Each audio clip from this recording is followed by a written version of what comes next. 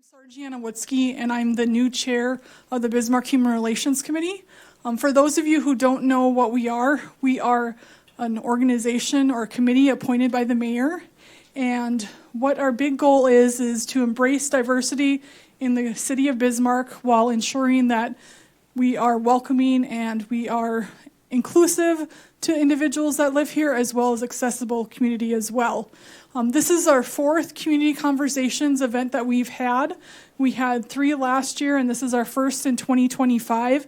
This one will, of course, be focusing on transportation and how we will be using the money, or some ideas for the money from the sales tax.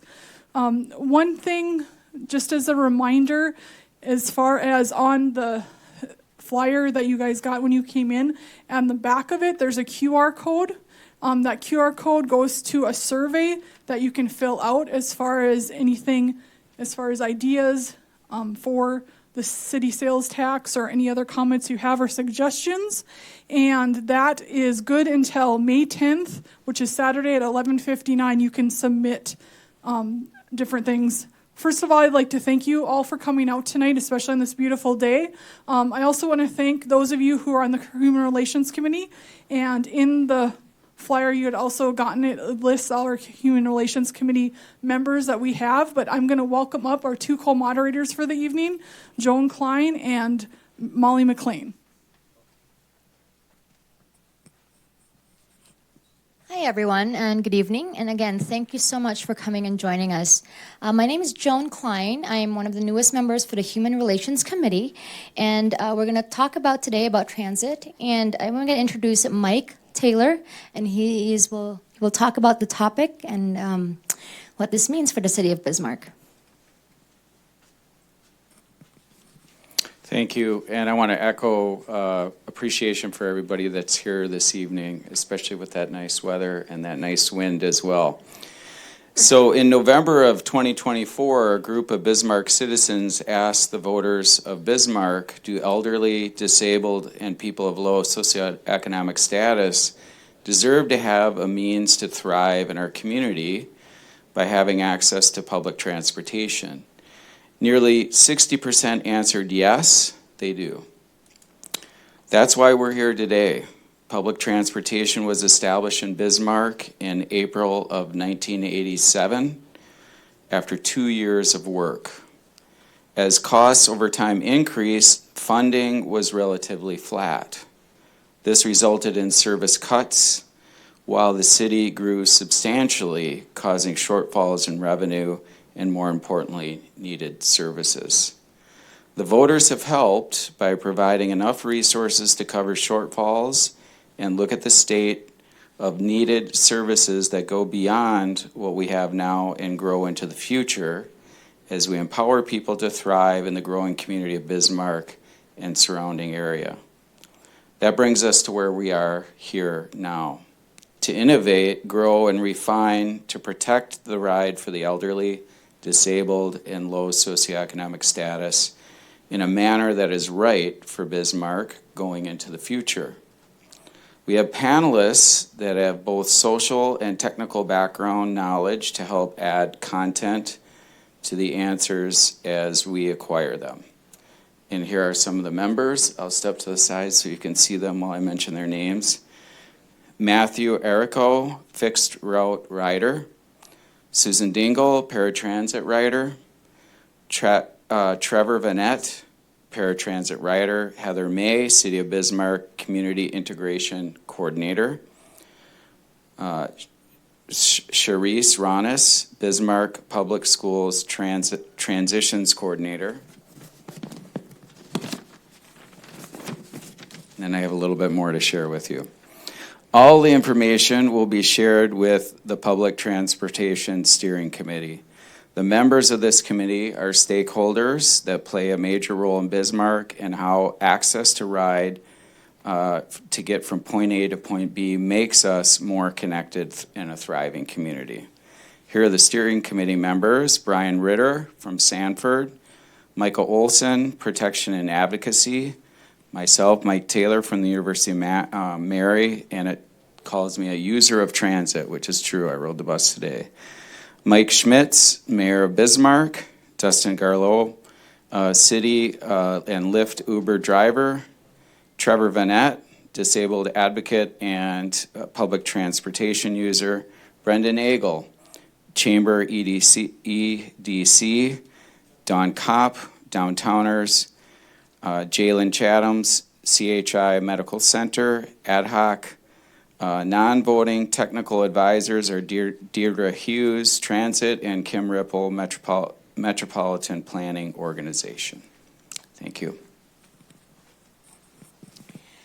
Thank you so much, Mike, for explaining and introducing the Transportation Steering Committee. Now I would like to ask Deirdre Hughes to come up. Deirdre from Transit will be speaking to us to explain what Transit does to our community. Thank you, Deirdre. Oh, I suppose over here. Oh. Huh? It's like, where do you want me? Hello, everyone. Thank you, obviously, for coming and giving me the opportunity to detail some of our services. Obviously, Mike covered quite a bit of the history, but I wanted to talk about what services we currently offer. So right now, Bis-Man Transit operates 2 modes of transportation. The first mode is our fixed route service. So fixed route service, we have 6 routes covering all of Bismarck and 1 route in Mandan, so 6 total. That service operates Monday through Saturday. On the weekdays, it is 7 a.m. to 7 p.m. We have 1 route that starts at 6:30, just because of what's starting out at the transit facility. We do not have any fixed route service on Sunday. Our Saturday service starts an hour later, so it starts at 8 o'clock and runs until 7 o'clock. Right now, I just pulled the statistics for what we did for ridership in the month of April, and we had a little over 13,000 trips that we completed on the fixed route in April, and that's averaging about 500 boardings per day. That's up 45% over last year's service. So the fixed route service is booming, as one might say. Kind of some pain points we've had with that is CDL drivers. Unfortunately, the larger buses, we do have to have CDL drivers in those seats, and that can be a big challenge for us, given the wages and the longer hours to keep those positions filled. But obviously hasn't had any service suspensions this year, so we've been very fortunate. Our other mode of transportation is the paratransit, often interchanged with demand response. Paratransit service is a requirement by the ADA. We must have a service for the individuals who are unable to utilize the fixed route service, and it has to operate legally at the same hours that our fixed route service does. So anytime that we have a fixed route bus on the road, we need to have a mode of transportation for the disabled community. Previously, this service was 24 hours. Back in 2017, it was reduced to 5:30 a.m. to 12 midnight, Monday through Saturday, and then on Sundays we operate from 7:30 a.m. to 2:30 p.m. With that service, we average about 8,000 trips per month. That service also, requires a 24-hour notice. So we have a lot of individuals who want same-day transportation with our door-to-door service, our paratransit service. Kind of one of the pain points there is with a shared ride service that's set up like our paratransit is, any time that we would provide a same-day ride, we're now shifting everyone else's ride for that entire day, and our on-time performance and our trip duration, that is all impacted. So unfortunately, same-day transportation for us for the door-to-door service is kind of a long shot at this point, but we're still, like I said, doing about 300 to 315 trips each weekday, and then somewhere around 150 on Saturdays and closer to about 70 on Sundays. So those are our 2 modes of transportation. Pain points, obviously, with our paratransit. We have some peak hours. That would be our 7:30 a.m., 8:30, 9 o'clock, right in there. That's when everyone's trying to get to work, to the day programs, appointments. At those points in time, we do experience some capacity issues, obviously. You'll probably hear about on-time performance issues during those times or excessive time on the bus. Unfortunately, the nature of the beast is we do our best to try and get everyone from point A to point B in a timely manner. Without having a ton more people on the road, it's a little bit of a challenge. And then our other peak time would obviously be from like 3:30 to about 5:30. So when everyone's ready to get back home, we see that's another area that we're having some struggles, but we've improved tremendously year over year. But if there's any questions or anything else I can cover, I'll also be here through the whole meeting if anyone has questions that they need answered. Thank you, Deirdre. And so we're going to proceed with the questions for the panelists. My name again is Joan Klein. I'm with the Human Relations Committee, and this is Molly McLean, and I will let her introduce herself. Hi, as Joan said, I'm Molly McLean. I'm an engaged citizen and a proud graduate of the Bismarck Citizen Academy. Glad to be here. So we will introduce the panelists. 1 second.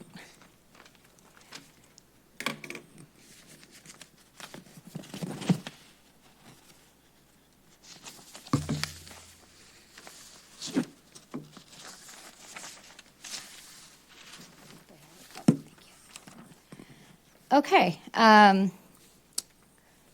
so I will start with Matthew Stone Araco, and he is a fixed route rider. Matthew has CPTSD and struggles with day-to-day life due to his childhood trauma. He is now 21 years of age and is recovering from his past and is looking forward to receiving life in a positive way.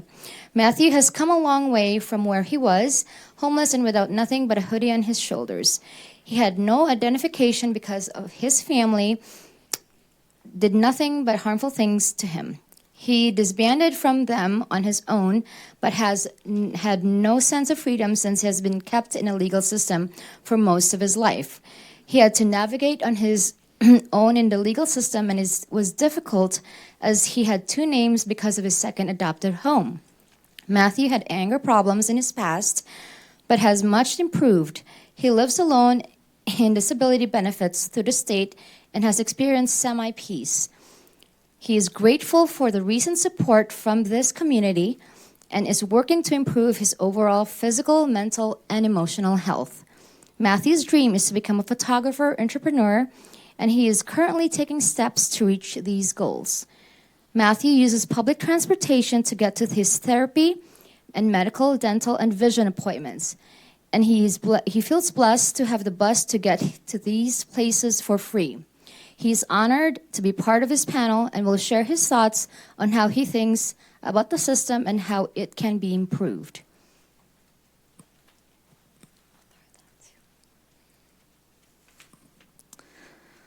And I'm glad to introduce Susan Dingle. Susan is also a graduate of the Bismarck Citizen Academy, and I've heard you speak on behalf of transit in the past at City Commission. Susan is a paratransit rider.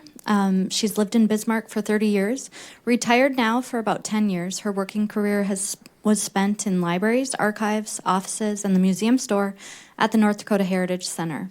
Her academic degrees include a liberal arts bachelor's, business administration, associate and bachelor's degrees, and a master's in library science.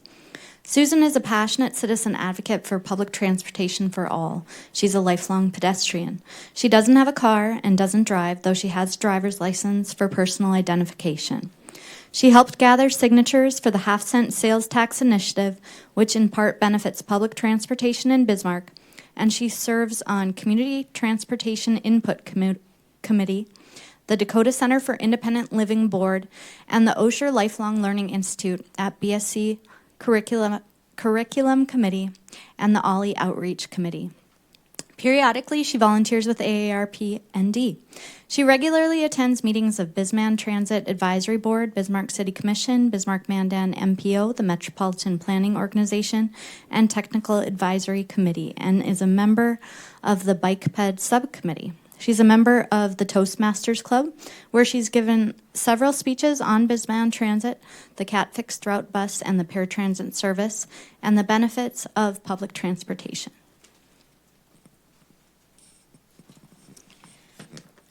I will introduce Heather May. She's with the City of Bismarck Community Integration Coordinator. Heather lived most of her life in Ohio and served as an English teacher in the Peace Corps, China, from 2013 to 2016.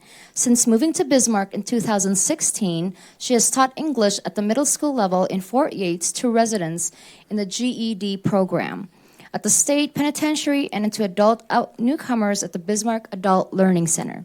In August of 2024, she accepted the newly created position of the Community Integration Facilitator for the City of Bismarck at the Bismarck-Burley Public Health.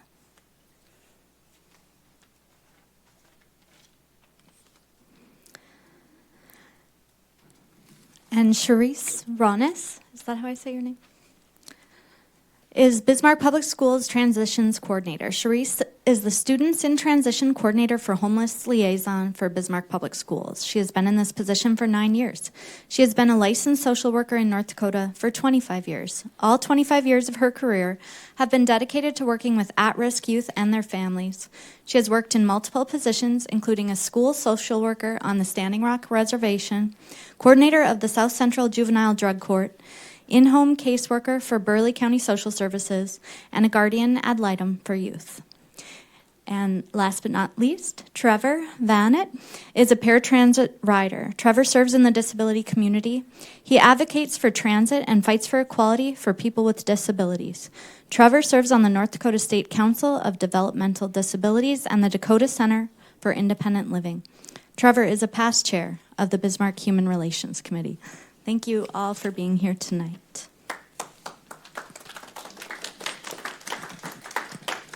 So, are you, the panelists, ready? We're going to start asking questions, and we'll just go around. Charisse can start to answer the questions. So the first question is, what challenges do you or those you serve experience as it relates to accessible transportation in the city? I'm going to ask that again. I'm sorry. What challenges do you or those you serve experience as it relates to accessible transportation in the city? So the families and students that I serve are considered to be homeless, and so I work with the families as well as the students. My primary job is first the student and their education, and one of the biggest barriers that they see or experience is that of transportation. Families not having either their own vehicle or the means to drive the vehicle, no license, no insurance, those kinds of things. And you know, something that we're all experiencing in the world today is a lack of bus drivers, and so BPS has changed their ways as far as changing bell times and things like that to help with that situation on our end for busing for schools. But for the families that I serve, they transition a lot. Some of these kids are couch surfing day by day, you know, being in different places by the week, by the day. And so we have van service that we can provide for them if they qualify for that, where it acts as kind of an Uber, where they get picked up in the morning as long as we know where they're at and take them to their school. And so, you know, some of those gaps that we have seen over the years that we would like to possibly help figure out how to prevent those gaps would be the duration of time it might take for a student who might want to use the transit or the transit cat bus for their school, if they want to get to school to and from before and after school. Sometimes, you know, it can take up to 45 minutes to an hour before they'd have to leave, and sometimes that might be, you know, leaving pretty early in the morning to figure that out. The other thing would be the after hours. So we have kids who are in extracurricular activities, and so sometimes they're needing that after school or after activity piece, so that goes into the evenings. A lot of our students who are considered like the unaccompanied, maybe couch surfers that are on their own but have jobs. Their jobs, you know, work until past the time that transit actually runs for the bus at night. And so we're able to give them, through our program that we offer, we're able to give them free bus passes. So it's no charge to them, but if they're not able to use it to get home at night, it doesn't really make sense for that piece of it. And then just for the families and the parents that I work with, kind of the same situations where if they have jobs, a lot of it is shift work, a lot of it is that fast food, retail, and so also those shifts go past the time that transit is working. And so if we could, try to figure out a way to close that gap a little bit for our students and our families, I think would be a huge help for the families that I serve.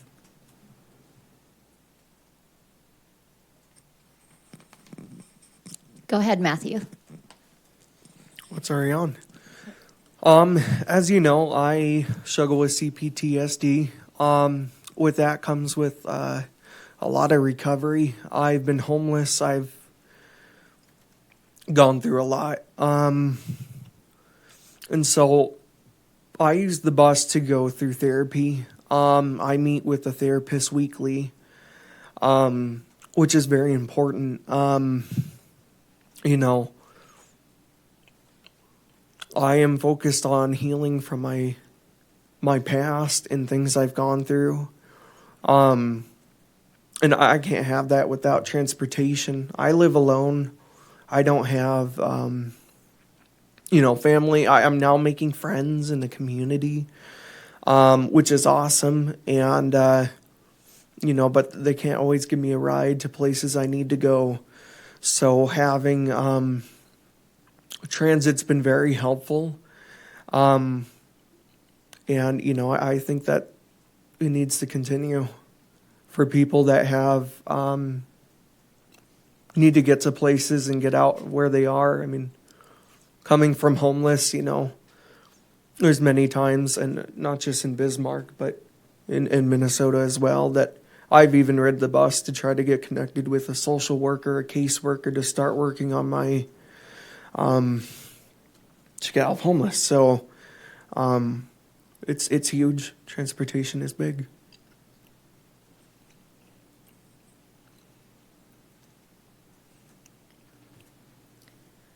Okay, the population that I serve are newcomers to this country and largely focusing on refugee families.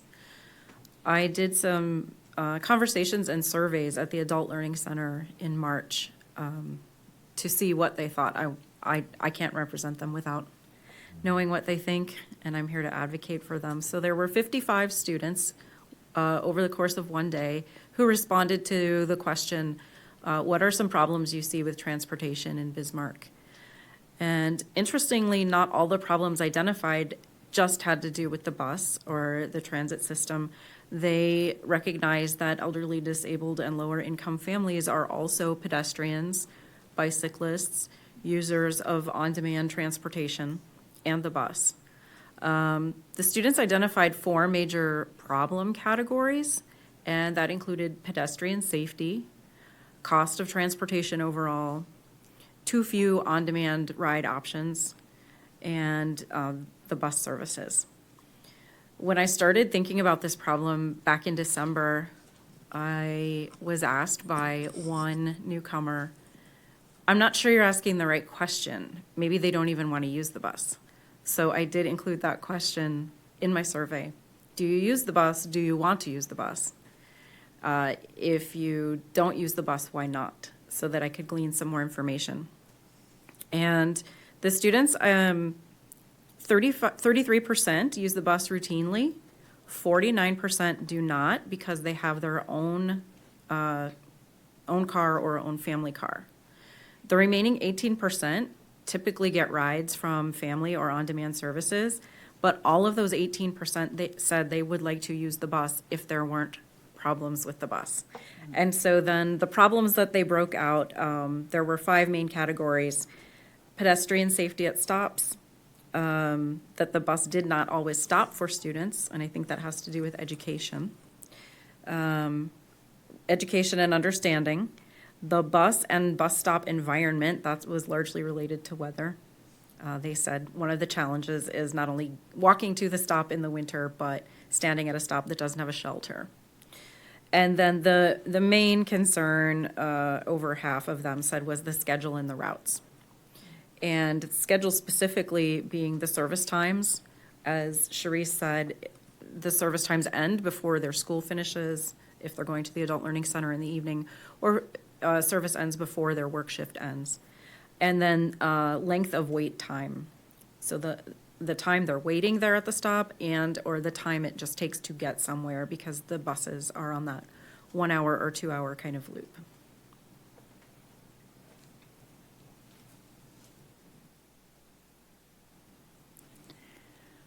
Okay, I want to correct one thing right from the start. I am a fixed route rider.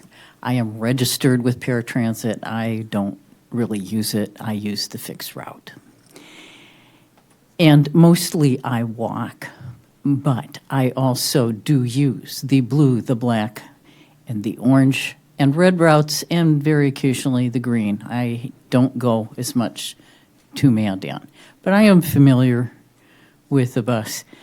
And I understand the comments of people who don't know how to ride. I remember working with a woman who was an established immigrant who had a friend who was trying to ride the bus, and they didn't know about signaling the bus to stop, and they weren't very sure about the schedule and things like that. And one of the things that Bis-Man Transit has done, in fairness, is they do have a trip planning service, and they do work with a lot of your immigrant students, but they go to the campuses and help the students plan trips. Students often want to be able to go to Walmart or other places, as well as to jobs and whatnot. So there are attempts being made to make the service more intelligible and more accessible. But yes, any public transit service, you do a lot of waiting. The one thing I like about the fixed route, though, is generally the buses are pretty predictable, so you have a good idea of how long you're going to have to wait for something. I agree, too, the pedestrian safety issue is a biggie. You generally are walking 1 to 6 or maybe 12 or more blocks to a bus stop. And if you're lucky, those are all streets with sidewalks and controlled intersections, but realistically, no, they aren't. And cars here seem to look at pedestrians as critters in a video game, something to play chicken with. And if they injure or hit you, well, that's your fault. That is a problem. The other thing that can happen is you're waiting for the bus and you're where you anticipate it will come, and there are nothing but parked cars. And so how in the heck are you even going to be visible to the driver? Well, I step off the curb and go out into the street. Is that safe? No. But it does mean that the driver will probably see you. And they're very good about signaling that they're going to stop, even half a block away, so that the vehicles behind them maybe will decide that they should stop. Although I understand that doesn't always happen either. There have been accidents with buses because cars feel that buses are impediments and they crash into them. Most of the accidents the bus has are the car driver's fault, not the bus driver's. That is a problem. The other thing that happens is winter. I hate the ice first and the snow second. And maybe sleet would be third because we haven't had as much of it, but no doubt that will change. The problem is walks don't get shoveled as quickly as they should. They are not shoveled in front of bus stops. There's some kind of jurisdictional interpretation issue about who's responsible for that. Is it the school, the library, Walmart? Is it the city? Is it the bus company? But it needs to be handled better and more consistently. People like Trevor at the Patterson. The Patterson isn't always even shoveled. Are you kidding? And across the street, the train depot, the former train depot, that isn't always shoveled either. That is ridiculous, inexcusable, and it really shouldn't go on. Let's see here. Oh, the other issue is bathrooms. Not only the drivers, but the riders need safe, accessible public bathrooms that are kind of close to the bus route. A number of us now have issues with needing quick access to a bathroom. I don't know what can be done about that, but that shouldn't get lost.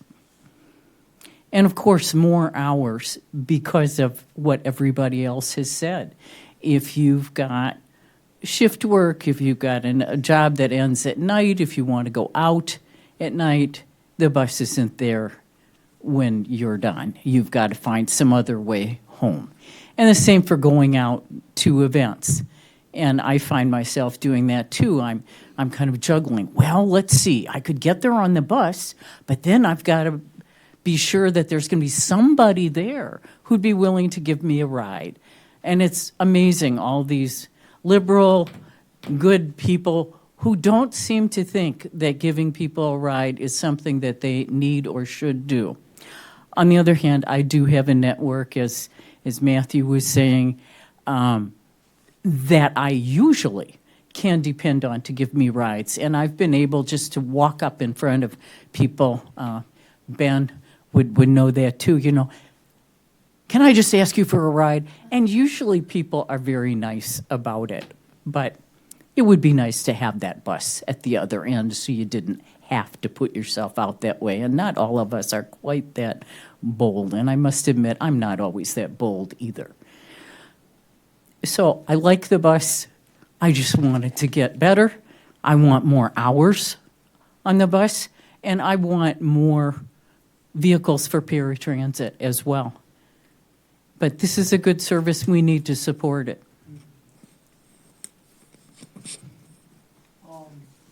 I agree with what Susan said.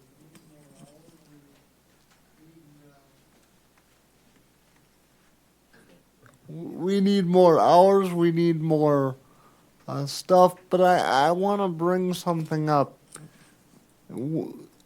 As a paratransit rider, when it's your only mode of transportation sometimes, it's very important to get to the doctor's office and things, and I just hope that we can improve it. So I hear a lot of complaints from people that need to go to the ER and don't have a ride. So that's what I'm here to tell you is we need expanded rides, we need expanded hours, we need holidays, you know, because I'm here to speak for those in nursing homes too. This is their only way to get around.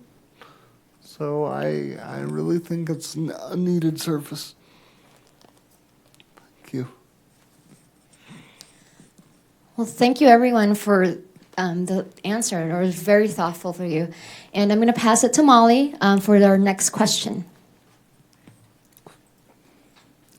And some of you addressed some of these ideas. The second question is, what ideas or potential solutions do you have to address these barriers?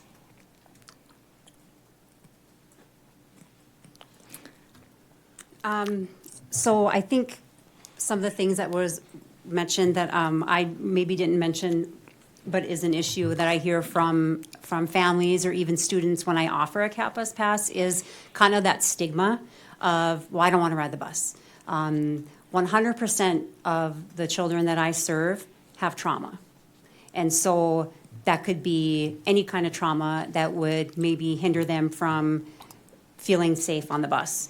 And that's not necessarily the bus's issue, but I feel if there would be a lot more promotion on how safe the bus can be, that there's no crimes that happen on the bus itself. I hear that there's some safety issues with bus stops and things like that, but if those kinds of things would get addressed, one of the things that we talked about within the office was if maybe like that first week of school, there could be a big promotion of students ride free for the week, just to get them on the bus, just to get them to say, hey, might as well, it's free, let's try it. And that's something that, our program can help our students with by doing trip planners or things like that, and getting that access for them. But I think doing something like that specifically for students or to target that area of people that we serve would be really good.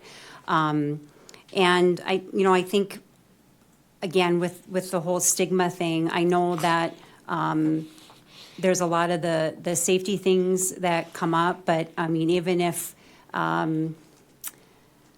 was trying to think of one of the ideas that we talked about, just anything just around showing that it's, that it's safer. And sometimes having smaller, so not maybe the big cat bus, but like kind of like a paratransit or like a smaller shuttle bus in maybe those evening hours would maybe when it's dark and things like that, it doesn't seem like it's so scary on, like a big bus like that, being able to have that.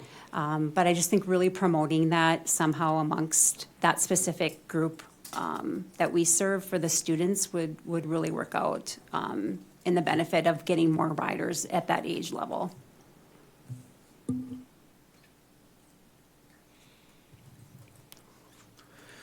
I'd have to agree with Susan about the more hours and people and more routes. I can get from your guys' end, financially and stuff. I've come from Colorado and I've had a really rough run in the system, but one thing I can say, and I have done, is ride buses out there as well. They had buses on two sides of the road, easy to access. It's not one side, it's not the other. Where you're at when you're waiting for your bus, it's clean, it's open. I would have to admit too, I think people can work on stopping when a bus is stopped. With traffic and stuff, they'll just keep going. I've seen it more than once myself. And coming from some stuff too, it's hard to get out of the house sometimes too. And I feel safe there for once at the place I'm at, and it's just difficult for me to get out a lot. And another thing I'd say too is that I just got in touch with a church group out here, and it's amazing. I've made friends, and and sometimes they can't always give me a ride, so it would be nice to have not only for medical appointments, but to be able to connect with our Lord and Savior. So, community and groups, that's where the love is at. So, thank you. I'll share the solutions that the students suggested. Like everyone else said, more hours and days to the service. They suggested adding smaller buses for shorter, more direct trips, more routine things, places that people are going to go back and forth. More routes to more neighborhoods, more buses to existing routes to decrease the wait time or the amount of times it can come to that stop. Add shelters to existing stops for the weather. Increase the education. And we know they've made efforts to increase the education. Now, part of my job is to get some of those things translated and get them in the hands of the students and the families who are coming.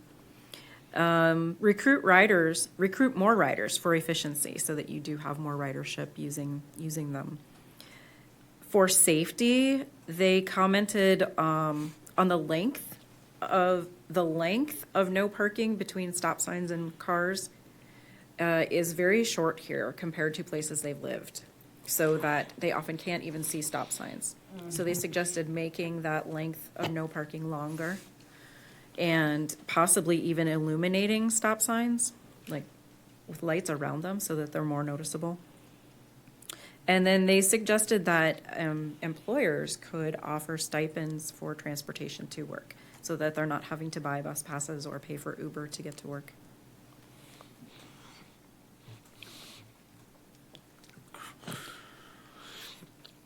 I would like to see, yes, more routes, more hours, as everybody's been saying. It would be nice if trips to bus routes weren't generally longer than 6 blocks away, but I know that isn't always possible. I would also like to see some more rigorous enforcement of pedestrians have the right of way. You must stop. Drivers here seem to like to play with that a lot. And when I was taking driver's lessons so that I could get my license, I remember my Don's driving school instructor saying, well, on the driving test, if you don't stop for pedestrians, it is over. You do not get a license. Well, I would like that to count on more than just the driver's license exam. And this garbage about how it is fun to turn in front of the bus and it is fun to pass the bus has got to be over. There needs to be some strong education about that. And again, growing up, I had a girlfriend and her boyfriend. Their blossoming romance ended when he was killed, when on their little motor scooter he was passing the bus as it was turning left. What could go wrong? And crashed into the bus, and she was in the hospital for a while with some rather significant injuries that she fortunately recovered from. But there's just too much of this. I don't know what the deal is. And this stuff about stigma and riding the bus, I kind of resent it too, this stuff about, oh, well, this is really about people who are poor and old and have disabilities and this and that. Well, yes, the bus is absolutely for everyone, which, of course, does include those of us who are old, who have disabilities, and who have other conditions of life that mean we don't drive or can't drive. But the bus and the way it's going to expand is if we start thinking about and promoting it as something for everyone. Mm-hmm.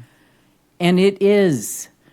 And it works the same way for everyone. Everybody gets out. Everybody gets to see more people. Everybody feels more connected. That message needs to be out there. I am tired of this, oh, it's for people that we don't otherwise really want to see. And believe me, I even experienced that with walking with a cane. That's enough. People act like, oh, you're out. You're in public. And you know that anybody with a visible disability gets this kind of treatment. Well, it is not okay. And this is not the way to promote the bus either. The bus is for us all, and it should welcome us all, and should, if anything, make us all more visible and more connected.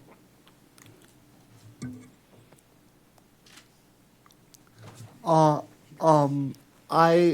agree with everyone here. You know, it's about inclusion. It's about the biggest thing. It's about when your family's on a Thanksgiving dinner, making sure you're included and don't have to go home at 3 o'clock. And on Sundays especially, 2:30. That's not accessible for our riders. One of the things I'll mention what I would like to see, and I'm convinced that it will work, and I know in 2017 we were proposed an option for on Sundays to open it up to the general public.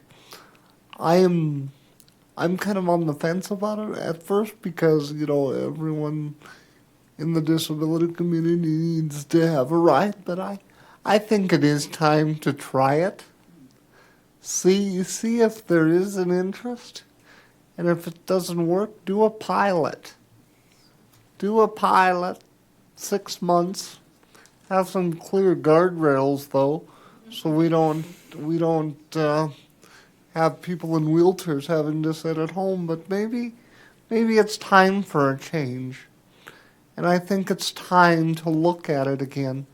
But I think 6-month pilot would be my recommendation at the minimum, just to make sure there's no major unintended consequences.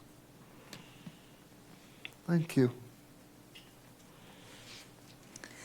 Thank you for your invaluable insights, everyone, and for addressing those challenges, and also your ideas for solutions to yourselves and to those you serve.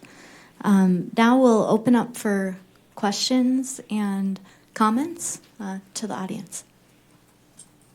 And when you do come up to the podium, kindly fill out the form right in front of you and proceed with your questions or comments. Anybody wants to come up? Don't be shy.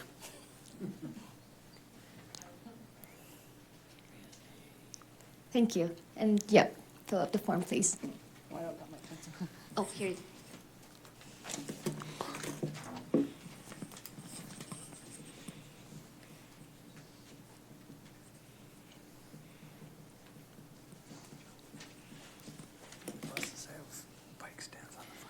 There is a consideration of running fixed routes from like 6 a.m. to 10 p.m.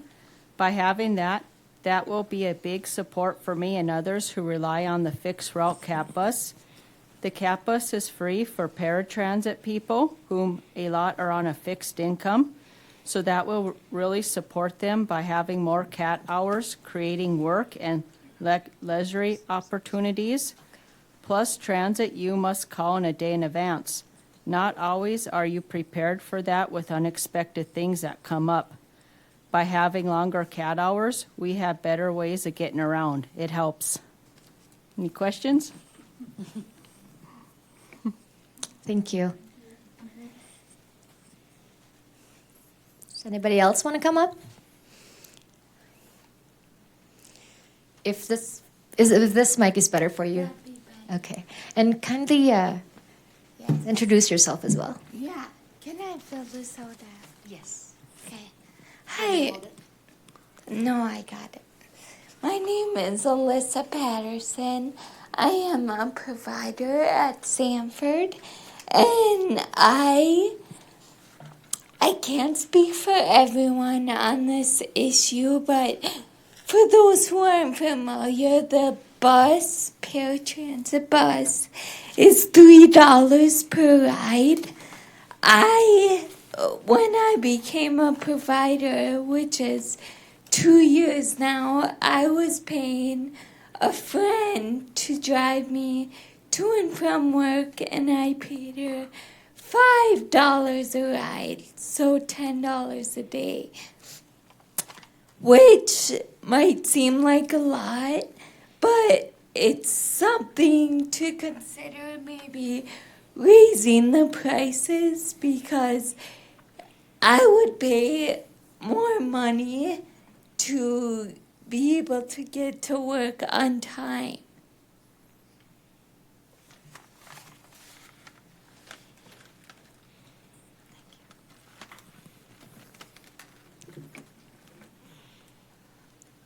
Would anyone else like to comment? And please introduce yourself too. Hi, my name is Lillian Johnston. I'm on the Bismarck-Mandan Mayor's Committee for People with Disabilities. Just one thing that I think would be really helpful to promote, I think there's this idea that the bus is for a certain type of person. And I know I'm from California originally, and one thing we had was if we could encourage businesses for their employees to maybe, like in the state of California, you would get like $15 extra a month or a certain stipend to help promote other people taking the bus that typically I think the bus is associated with like maybe people who don't work, people who are disabled, or people who are low income. But the bus can be for everybody. I mean, we all have days where our car breaks down, and rather than scramble for Uber last minute or have to try to look at a bus route or call out, it might be good to promote that for other people, because the bus can be for everybody. Thanks.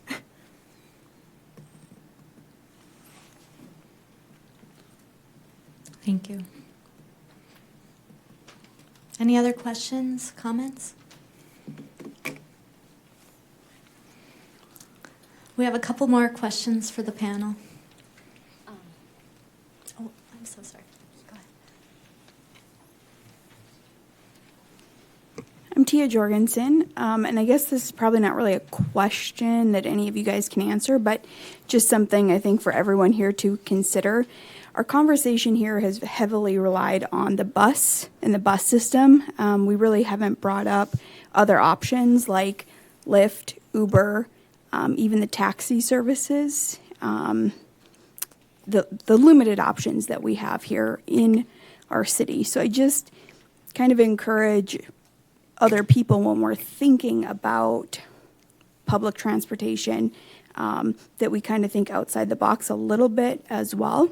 So no question, but just a comment.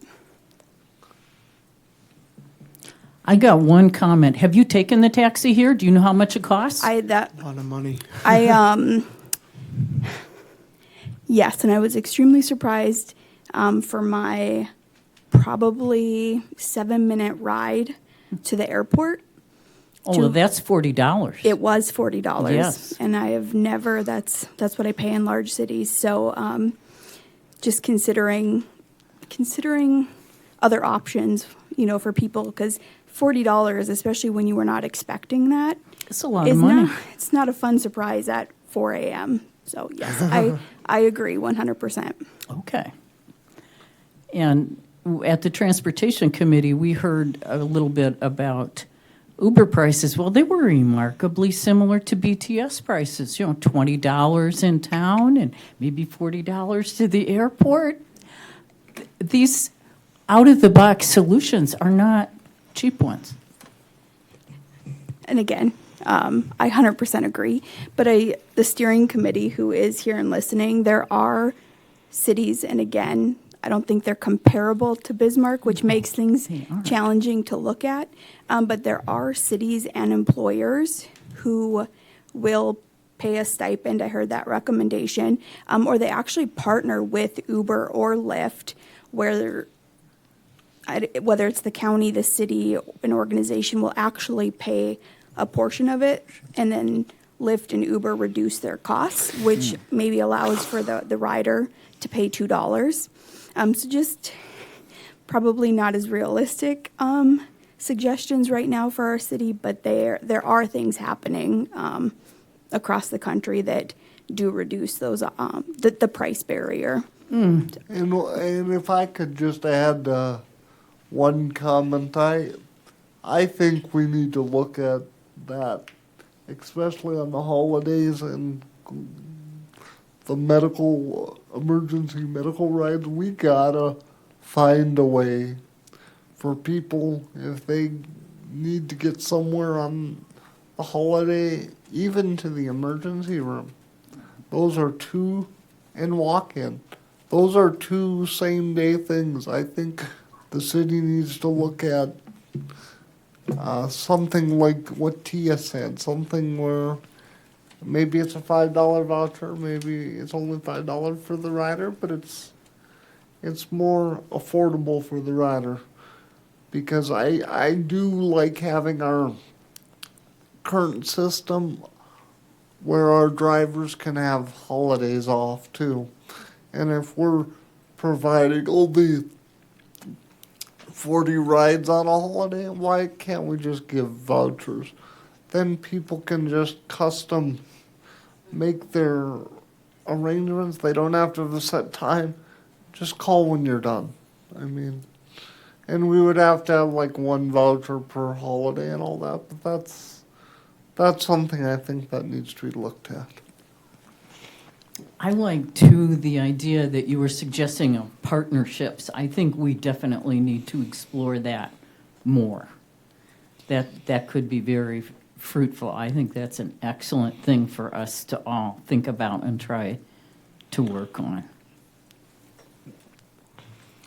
I'd like to add that working in public health, we have hosted pop-up food pantries every other month since December, and we had a little bit of a grant, and so we were able to offer transportation to those, and we used Uber Health to do so. What we have found is between 3:30 and 5, which is when we're running the pantries, good luck getting a driver for the person you're trying to get to get food, literally, or to get to, you know, From any yes, to get to any service during that time. So the students had some suggestions about on-demand ride needs kind of related to this.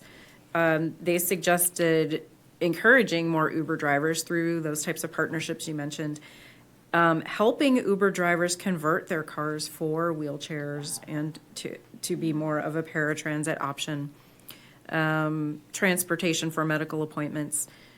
They wondered about a city taxi. They don't usually see taxis, and they come from places where taxis are all around.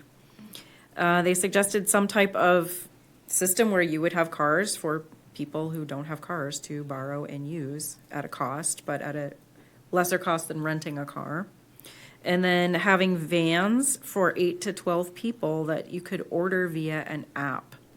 So say you had a group, you had a large family, you want to get to the zoo or you want to get to some event, the ability to get them all there together with that type of vehicle. I would like to add too, I know this is a little off topic, but you know, a metaphor to get to where I want to say is that if you drop a piece of glass, you got all these shattered pieces, and listen to these pieces because this is what's going to build a city. Transportation, a bus that is huge.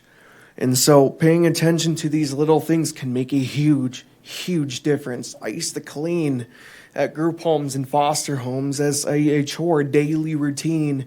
These small things can make a huge difference in our city. So listen to these huge pieces. So, you know, and that's just like therapy. It's another process to healing. So I just want to put that out there. I just have a comment on the collaboration piece with somebody. I think that's an excellent idea. Just to keep in mind on that, where for our students, what we run into now is they can't ride Uber or Lyft by themselves if they're under 18. So like after school, if they want, or after their like basketball practice or a basketball game or something like that, even if I could give them an Uber gift card, they are not allowed to ride by themselves.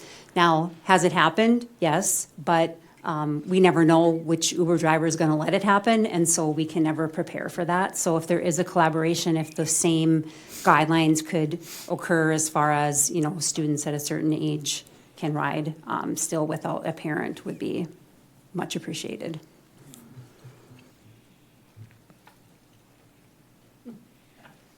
Okay, one thing that I'm surprised wasn't brought up, but maybe because Trevor's the only one who rides paratransit on the committee, is wait times. I work with individuals with developmental disabilities, and the hugest concern that's brought up to me is wait times. So I'm wondering if there's some type of solution that could happen as far as being notified as far as wait times go, such as like Uber and Lyft. When you're using either of those, they'll tell you how far away your driver is. So if there's some type of solution like that, because that in my mind, for the people that I serve, is the biggest concern is wait times. I would agree with that. I know Deidre and the team, I've been on several meetings with the board, and you know, it's like you said with the 3:30 to 5 time and the 8 to 10, you know, and I know at the steering committee we're looking at getting maybe a few more paratransit vehicles maybe and stuff, but I think more drivers would be helpful, but I know it's really getting hard. Like KIT, for example, they have their routes, and so they kind of hog up time, but I just want to ask those riders that have ridden lately, you know, it's changed since COVID and they're getting better as time goes. But I really feel like that was before COVID and maybe before, you know, things kind of get changed. Yes, they have their pitfalls, but it's not all the time anymore. It seems like it's getting better since about September of last year. Before that, I agree with you, it was quite a little bit, but I think they've had less trip denials. We're at 95%. I mean, I know the peak times are the hardest, yes, but I don't know how we solve it all.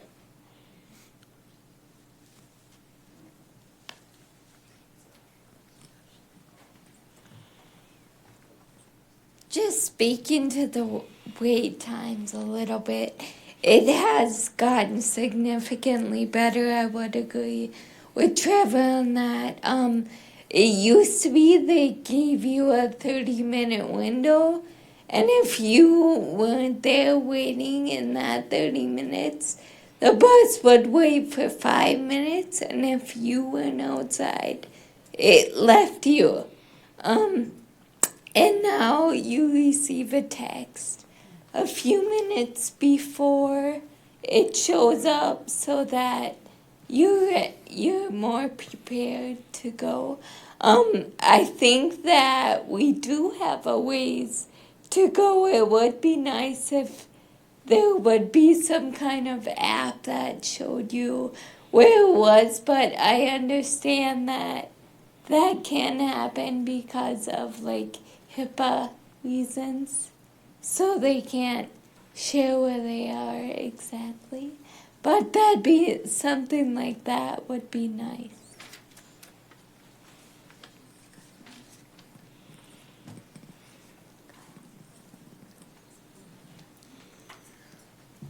My name is Kyle Thiel. I'm the founder of Rideable. It's a local transportation platform. It's community focused. It's a marketplace for rides. It's fundamentally different from the rideshare apps. On it, I'm the only driver right now. I've given, as of today, 500 consecutive days of service.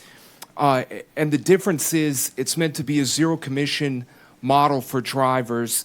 Drivers get to set their rates and negotiate rates. Passengers get to choose their drivers. So you can negotiate rates with your driver is the idea. And what I see like, I'm going to try to not read it tonight. I'm going to try and speak about it tonight. I've been reading it. This might be a mistake. I don't know. But I see three big challenges.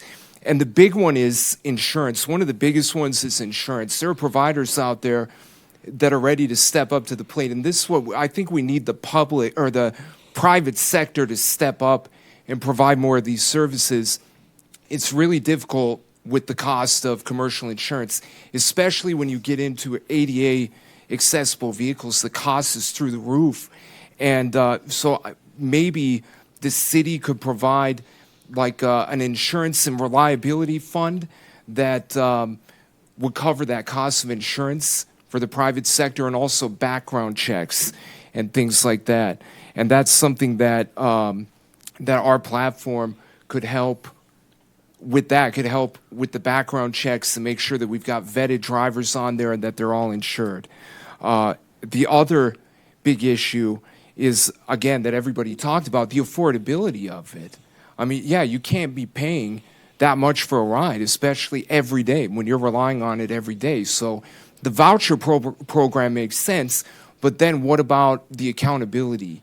You know, making sure that the right people are getting them, making sure that that they're being used for the right reasons, and that's where, you know, a platform to make sure to track where people are going and where they're being used, we would need something like that. And then a unified, just a transportation hub. We need like a transportation hub, and that's what Rideable aims to be, is a hub where we're partnered with other entities in the community, particularly with Bis-Man Transit, so that Susan doesn't have to wait out in the cold for the bus, that she could get, you know, get a ride to or from the stop, those first and last mile connections. So it would be nice if we could have a centralized app where you're booking the ride and you could have, you know, are you open to the bus? And then yes, so then it would find you a bus route and then match you with a provider that could provide that first or last mile connection. So those are some ideas, and yeah, thank you.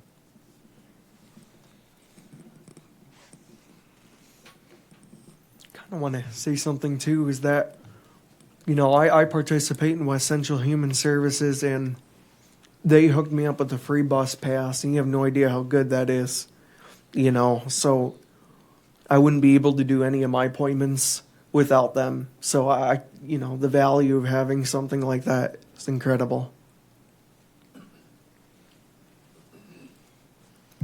Hello again, everyone. I did have a comment to Alyssa's statement, and I appreciate her so much for bringing up the texting option as we're talking about our wait times and things like that.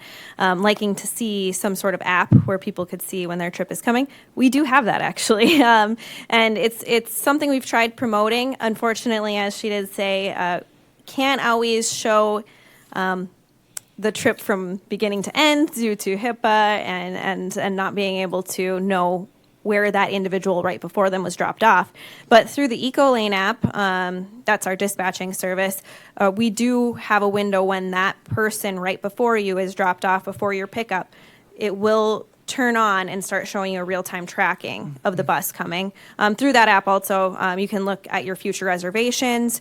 You can see if you have a diminishing balance account that's utilizing rather than having tickets or paying cash on the bus, you can add money to this account. You can track that. Any of your historical rides, you can also track through that. So we've tried promoting it, not to the greatest success, but it's absolutely, if it's something that people want to use, we can set it up for you because we're already paying for the service. So just wanted to respond to that.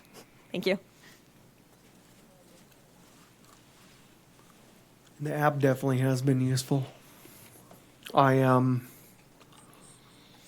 would just say, you know, going right back to it, we need more rides, we need more routes.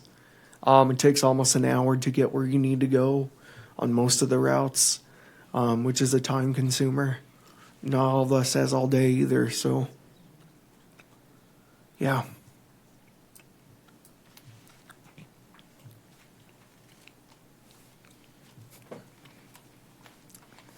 Any further questions, comments?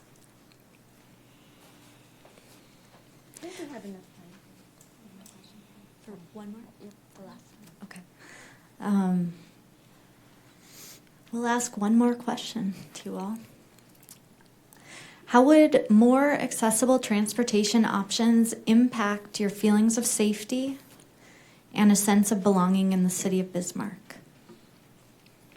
How would more accessible transportation options impact your feelings of safety and a sense of belonging here?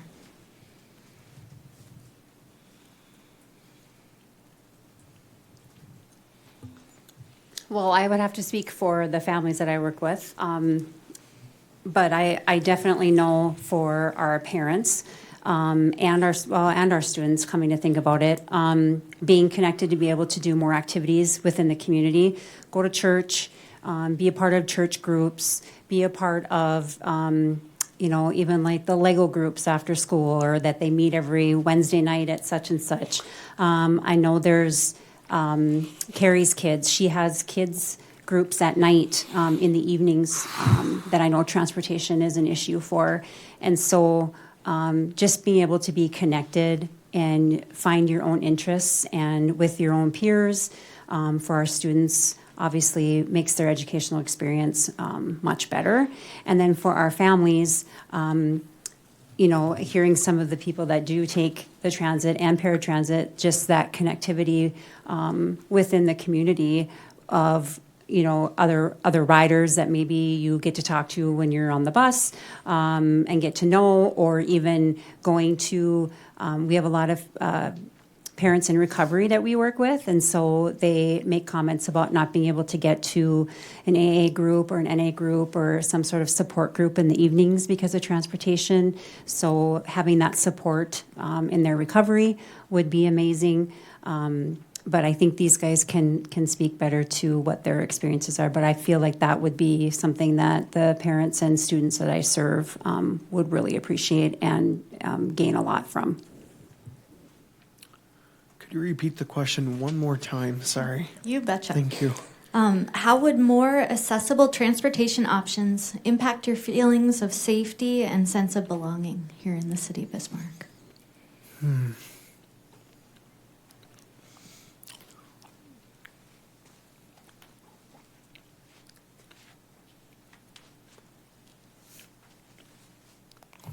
Going back right at it, more routes, timing, all of it. I know everyone's got everything going on. Everyone's busy. Everyone has a routine, a daily thing. No one's perfect. But having more rides, we'll be able to get to the community, get to therapy, doctors, all of it. Yeah, there's not much I could say. Thank you. I mean, you guys really laid out the board. I want to share that our families feel so safe here. When I ask them what's good about Bismarck, they always say it's a beautiful city, people are friendly, and I feel safe here. My family is safe here. My children are treated well at school. And I would agree with Cherise. What do I know as someone who taught the adults and who also sees the kids in K-12? The families are working hard. The parents are often both working, or one is working with the family car. The other parent can't get the children to events and activities.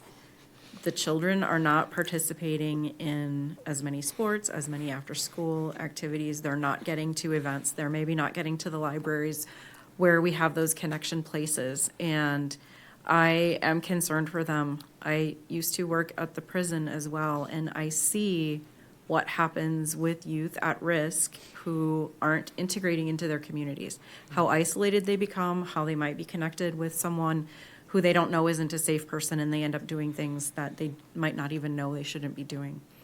So I am really concerned about providing opportunities for those youth to get better connected in our communities too.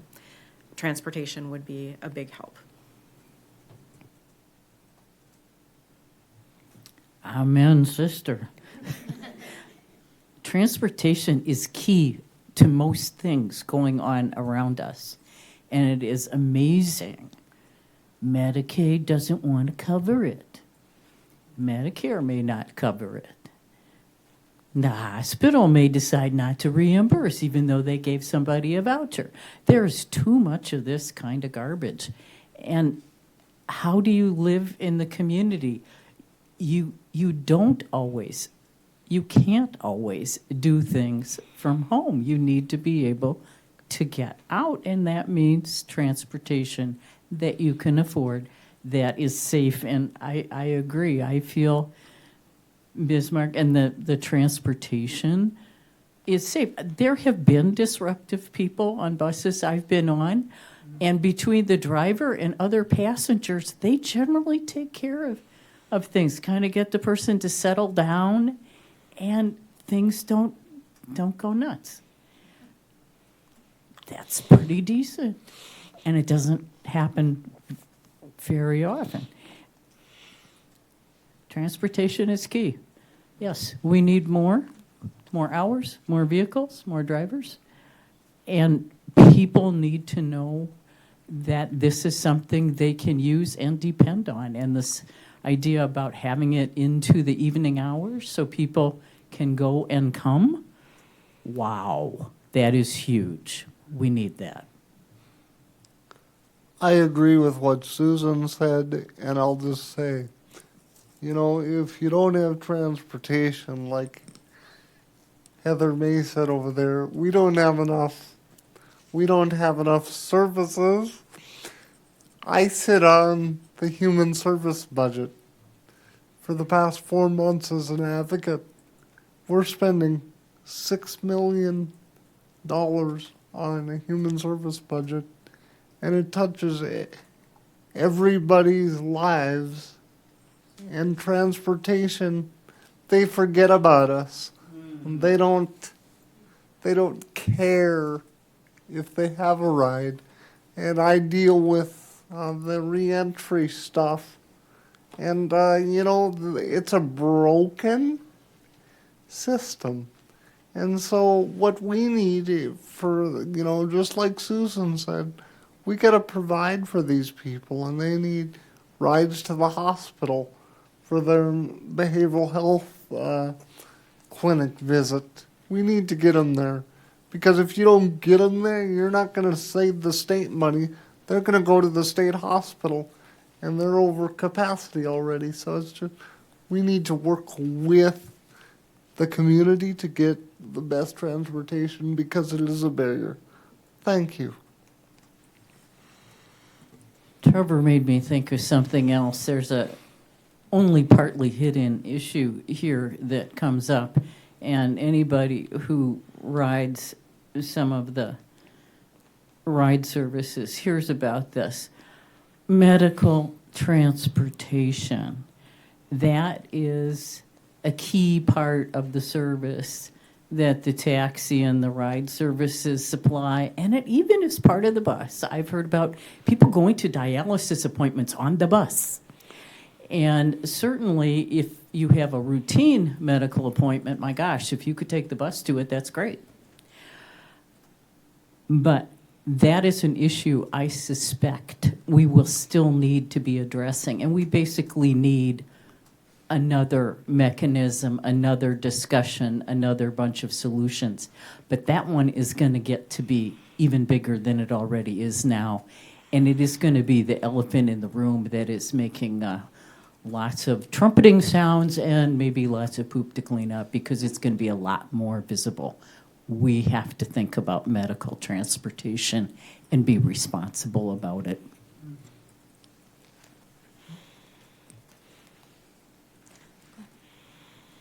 And Bismarck it's growing. It's a city. It keeps growing. We have a lot of people here, and fix this now before the future. I just wanted to add that. Thank you so much for your integral voices and additional comments. Hi, everyone. My name is Mike Conley. I'm the Bismarck City Commissioner. I'm also the one that helped get a group of phenomenal people together to put this measure forward. This is literally the biggest swing in 40 years to address this issue. And we overcame a lot.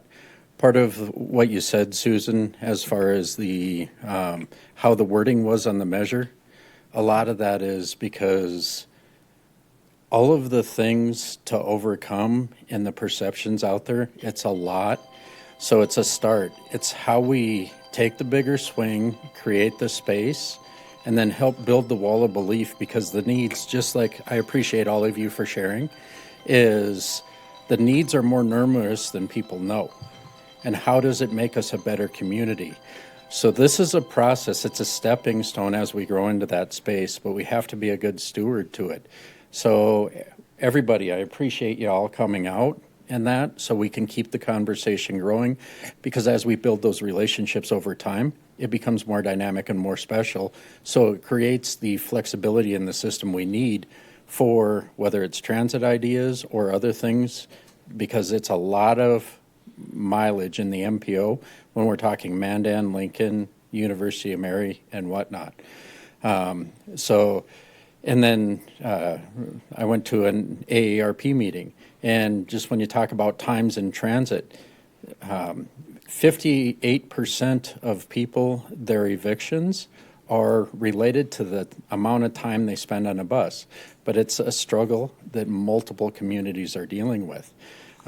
When transit added the app, like you had mentioned, Matthew, to where it's been an improvement, where they've curtailed times, there's been improvement. But as long as we're always improving or taking the swings in that, that's important. But I do want to recognize some people. Trevor and Susan helped with signatures, as well as a lot of people in the room. I talked to a lot of stakeholders like Brenda at the EDC and different people. This has been a 2-year going forward and stepping into that space. I'm the portfolio holder for both the Human Relations Committee and I'm on the Mayor's Council for People with Disabilities as well. I worked at HIT for 11 years. When people mention nursing homes, a lot of people don't know the nursing homes have transportation to get people to medical appointments in most cases. They don't have transportation to get people stay connected with their families for things like graduations or weddings or those type of things. We're talking, there's 127 nursing homes in the state of North Dakota. 13 of those long-term care facilities are within our MPO right here. And the one I'm working at right now has over 100 beds. We also have the largest one. So there's a lot of dynamics. It's about keeping families together, keeping our community together, keeping them interacting with people. So just wanted to say there's a lot of improvement, a lot of growth, but we also have to be careful because if we burn through things too fast, then the conversations get more difficult. So I appreciate everybody bringing those up, and I'm always open for questions too, but I'll keep it in this format. I just wanted to add those comments. Thank you.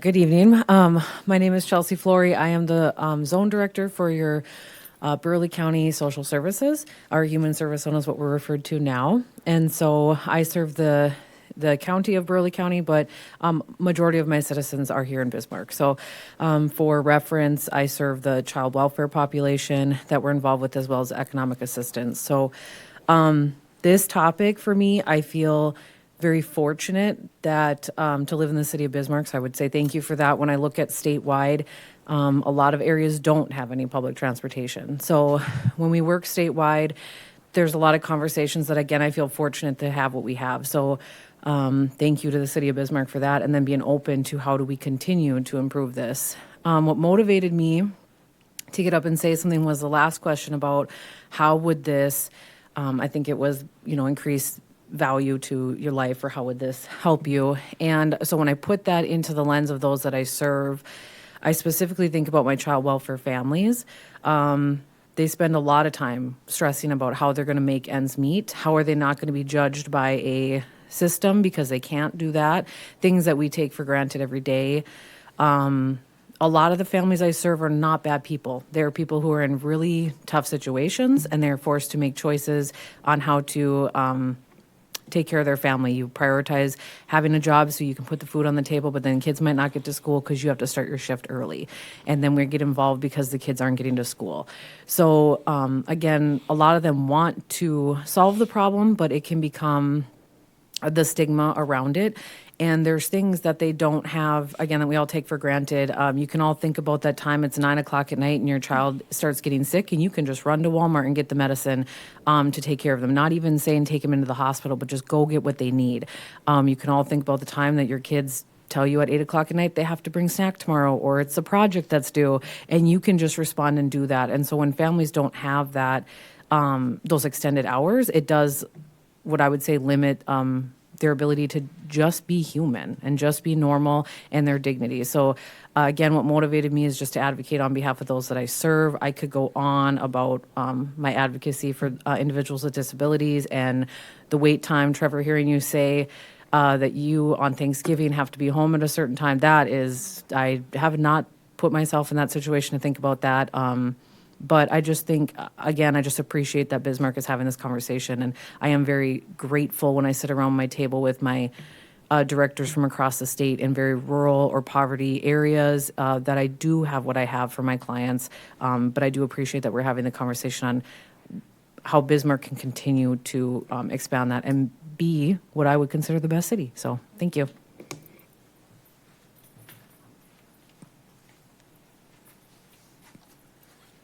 Thank you so much. Oh, there. I do have an actual question this time. Susan, you made a comment that the bus is for everybody, and there seems to be this stigma kind of around using it. It's how you stay connected, and I believe you even said that sometimes you feel like people view it as the people that they don't want to see that are riders. So we're talking a lot about increasing times, increasing options for routes.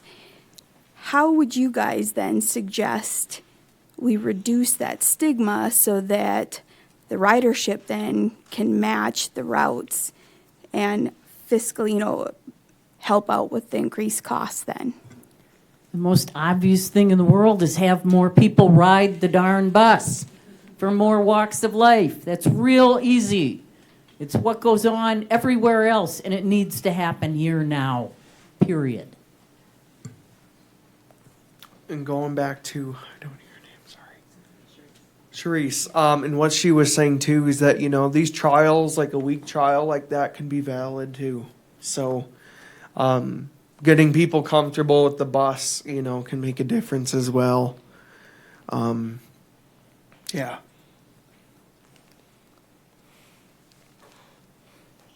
Yeah, I would be someone, you have to educate people, but you also have to be enthusiastic about it. I lived for my first year here in Bismarck without a car, and people who I did work with looked at me like I had grown a second head. One person actually became almost apoplectic. How do you live without a car? Well, I had just come from China, where there's excellent public transportation. Buses are coming every 15 minutes to the same stop. And so I knew how to use it. And I can't even explain, but I would try to explain to people how much more mental energy you have when a chunk of your mental energy is not devoted to thinking about where you're going, how to drive there, what's going on in traffic. It's a much calmer life when you are walking and taking the bus. And I would sing its praises to the public and work to educate them if we can get more going.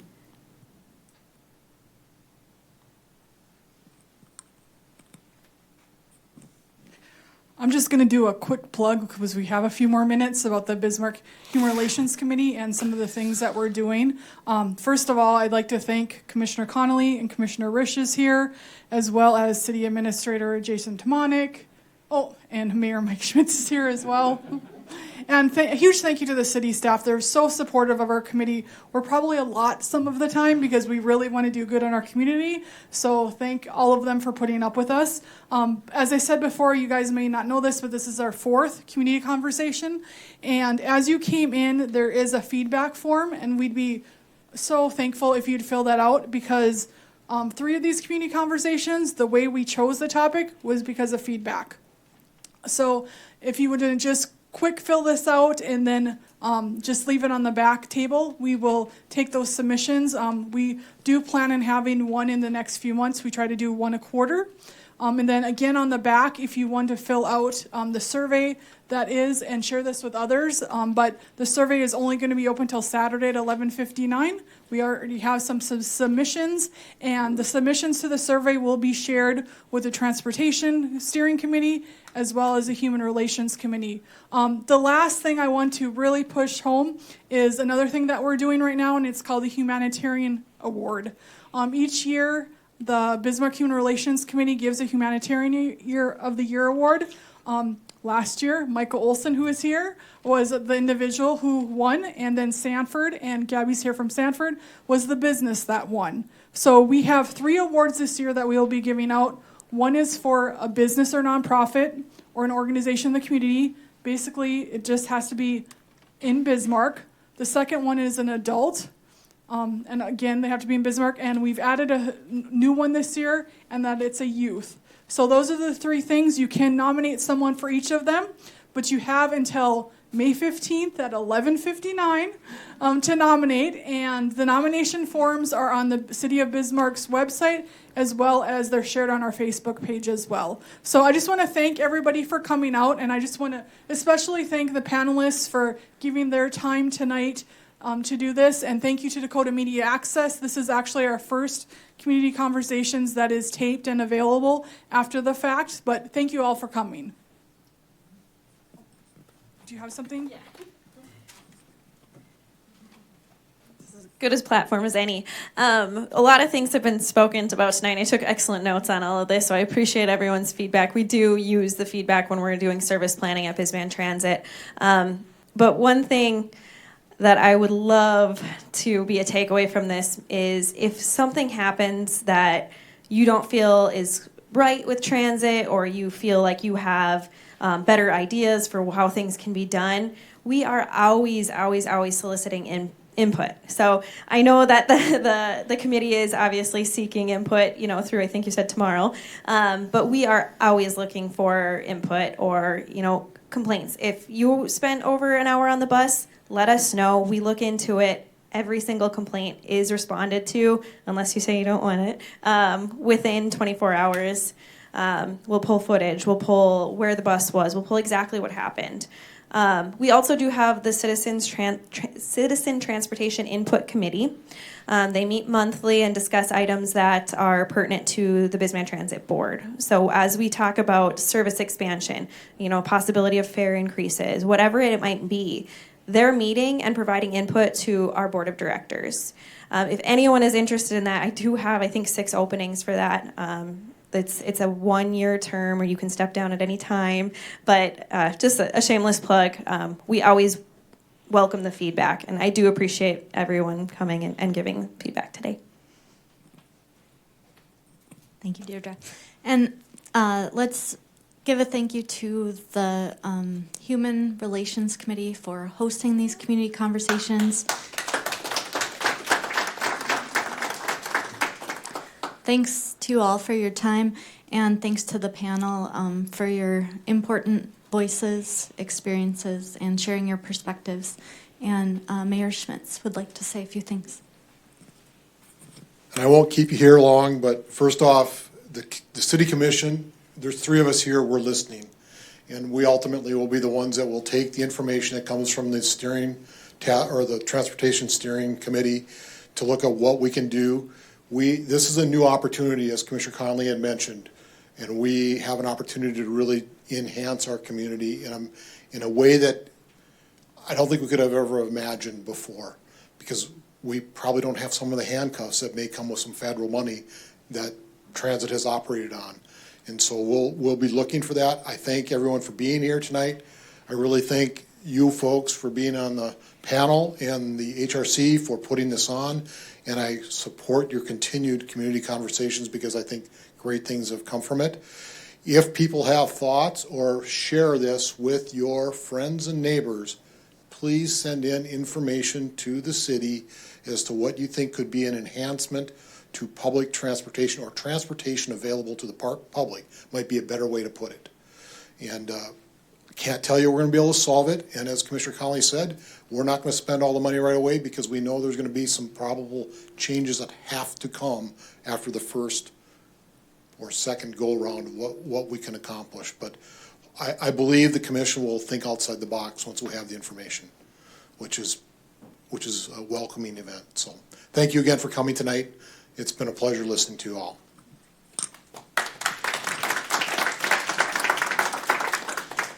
And with that, I think we'll close the community conversations. And again, the Human Relations Committee, thank you for coming and providing input and opinions for tonight, and enjoy the weather for the rest of the evening. And again, thank you, panelists.